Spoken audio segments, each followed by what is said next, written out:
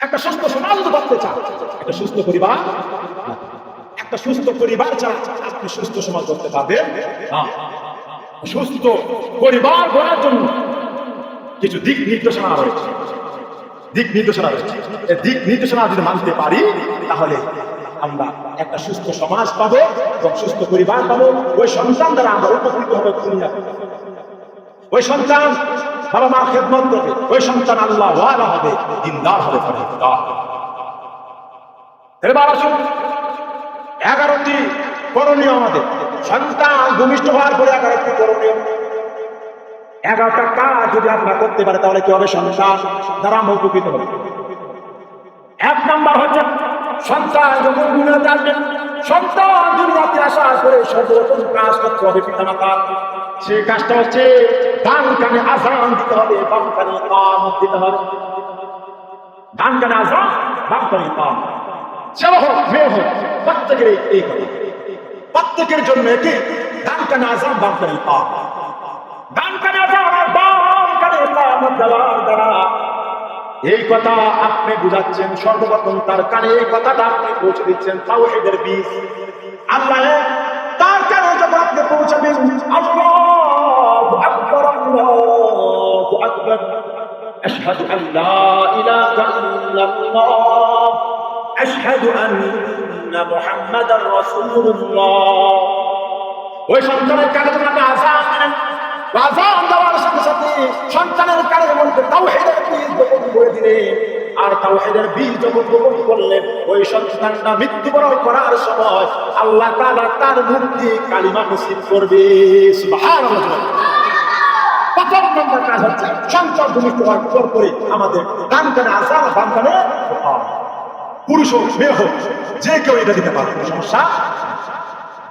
দ্বিতীয় নম্বর কাজ করতে হবে, সেটা হচ্ছে সন্তানের মাথা মুন্ডন করতে হবে, চুল কামাতে হবে।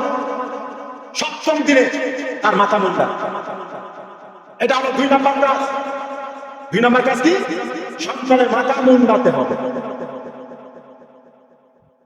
3 নম্বর কাজ হচ্ছে সন্তানের সুন্দর একটা নাম রাখতে হবে।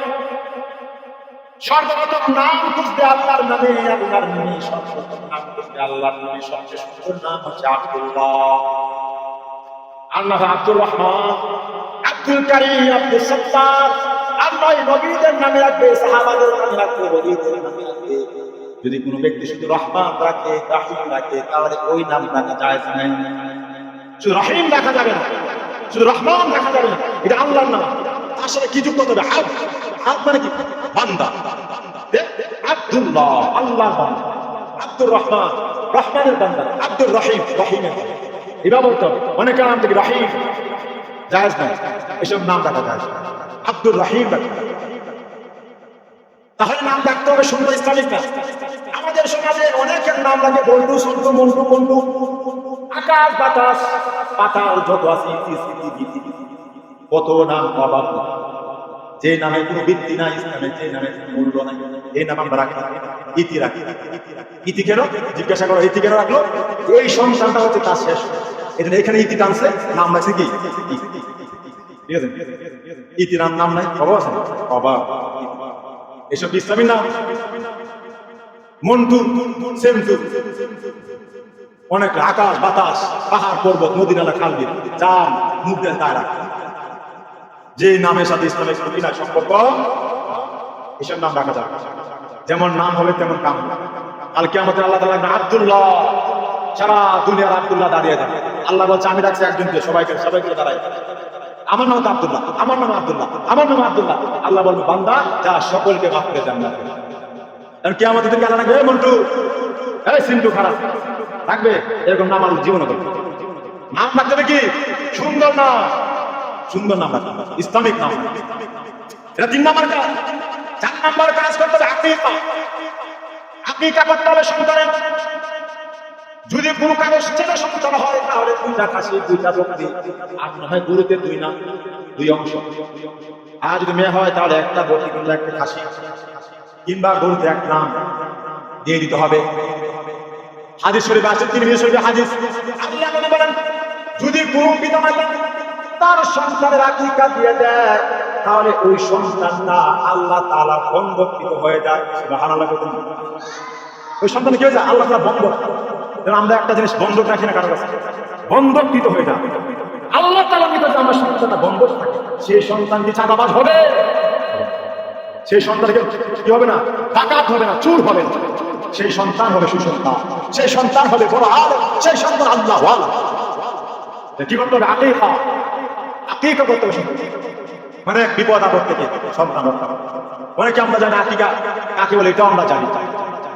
আকিকা মানে কি? সন্তানের জন্য কি করতে হবে? ছেলে হলে 2টা খাসি কিংবা বকরি কিংবা গরুতে 2 না, আর মেয়ে হয় 1টা খাসি বকরি কিংবা গরুতে 1 না। ঠিক আছে তো? আবার আসুন 5 নম্বর, হারাম খাদ্য থেকে সন্তানকে দূরে রাখতে হবে। হারাম খাদ্য খাওয়ানো যাবে না।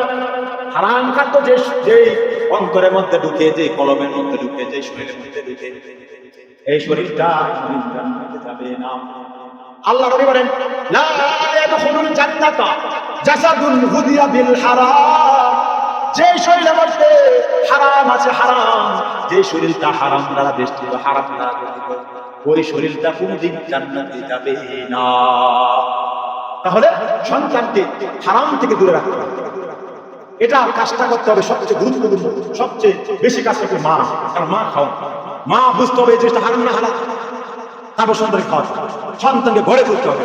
এই সন্তান যদি গড়ে তুলি, এই সন্তান দ্বারা আমি উপকৃত হব দুনিয়া এবং আখিরাতে।